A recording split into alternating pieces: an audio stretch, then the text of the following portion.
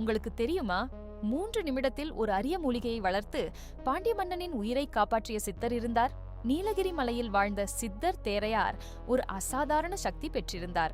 விதையிலிருந்து முழு வளர்ச்சி பெற்ற மூலிகைகளை சில நிமிடங்களில் வளர்க்க முடியும். சிறப்பான மந்திரங்கள் மற்றும் ஒலி அதிர்வுகள் மூலம் தாவரங்களின் வளர்ச்சியை வேகப்படுத்துவார்.